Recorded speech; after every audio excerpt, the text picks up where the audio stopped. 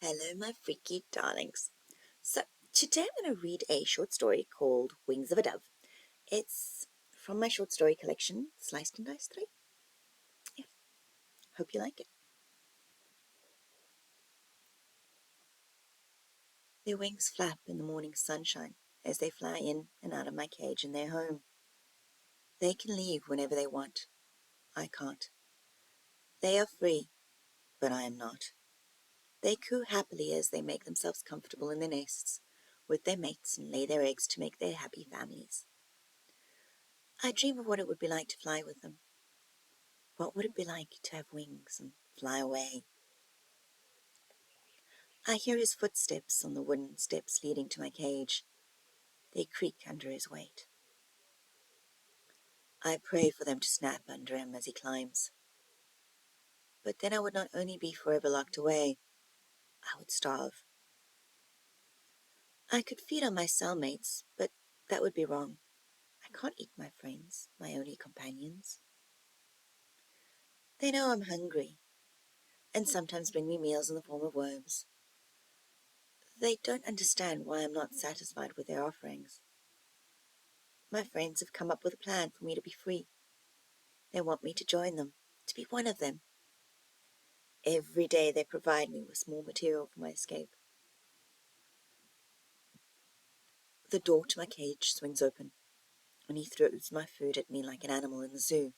To him, that's all I am, even though I was born of the same mother as he was. I am a reminder of his guilt.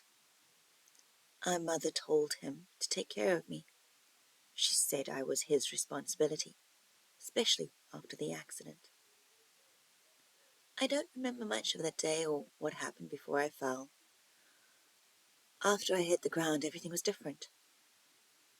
I only remember him standing over me and smiling. I remember Mother's screams and the blood. The pain came later and it never stopped. My legs were never the same. They're still crooked and hurt with every step I take. I try not to cry in pain.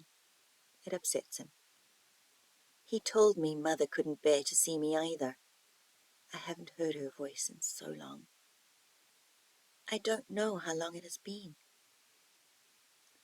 I mark the passage of time with the growth of my beard, hair, and nails. When he first locked me in the cage, I hadn't needed to shave. It had been something I'd been looking forward to doing. The boys in my class had told me how their fathers showed them how to use the razor and go with the grain. I don't know what that meant, but it seemed profound and important at the time. My beard has now grown past my empty belly. My hair, which was once what my mother called strawberry blonde, is now matted and dirty. But even under all the dirt and grime, I can see a few strands of grey. My hair is now what I imagined my father's would have been if I'd ever met him. Mother only spoke of him once. It was the day I fell. It was also the first time I woke up in my cell. She'd said my brother wouldn't have been such a terrible child if he hadn't left us. She also told me she was sorry she couldn't take me to a hospital. She said as she cried softly that if she took me to a hospital, they would take him away, and she couldn't lose us both. I didn't understand who would take him away. He said I'd fallen because I was a stupid, clumsy boy. My brother has grown fat and balding over the years. I haven't seen Mother since the day they put me in my cage. I used to hear her voice from the garden and the kitchen, but I haven't heard her in so long. I think she's dead. The thought makes me sad. I wish I'd had a chance to know her and to love her. It would have been nice to feel her love over the years. Before I fell, I'd always felt her love. But then it was gone, and she felt nothing for me. If she loved me, why would she leave me in here? Was I that hideous and unlovable? You fucking reek, my brother says as he looks at me. You should clean yourself up. He kicks over my toilet bucket, spilling my waste all over the floor. My friends flutter their wings and fly outside to escape the disturbance and the smell. He laughs as he steps out of my cage and walks back down the stairs. I can still hear him laughing as he closes the door downstairs. My stink won't reach him downstairs. I think about screaming, but no one would hear me. And he told me nobody would care when I tried it before. My waste mixes with the gifts my friends have left for me. At first I think he has ruined their plan for me, but then I realize that he has made it easier. I mix my urine and feces. My teachers taught me to use the correct words, into a paste. My brother likes to use those other words, but I don't like them. It takes a while to collect all of it off the floor and mix it into the bucket. I remember the times I helped Mother mix her cake mix in a bowl. It was fun. This, too, is fun, after I get over the smell. My friends watch me from the safety of their perches and nests. They coo and clean their wings, adding more feathers for me to use.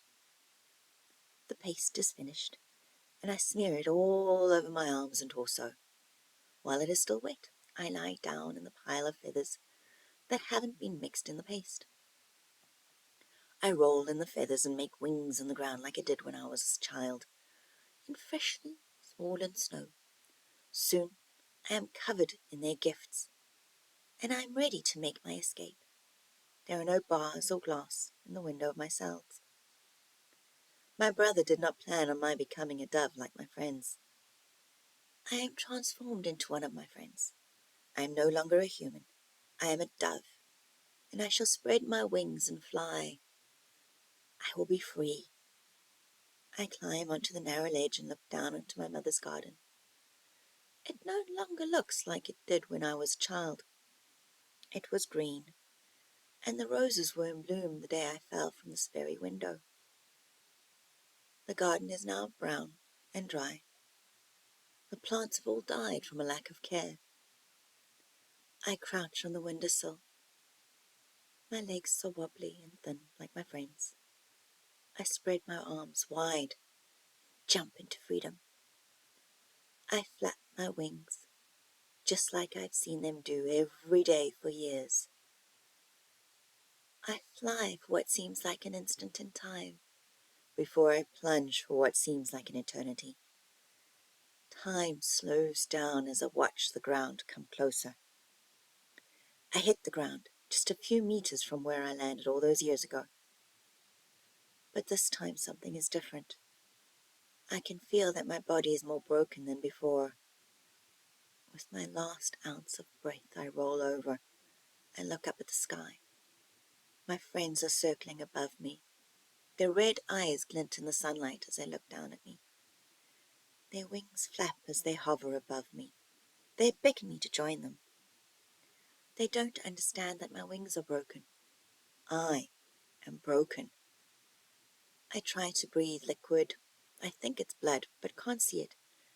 Gurgles in my mouth and dribbles down the side of my face.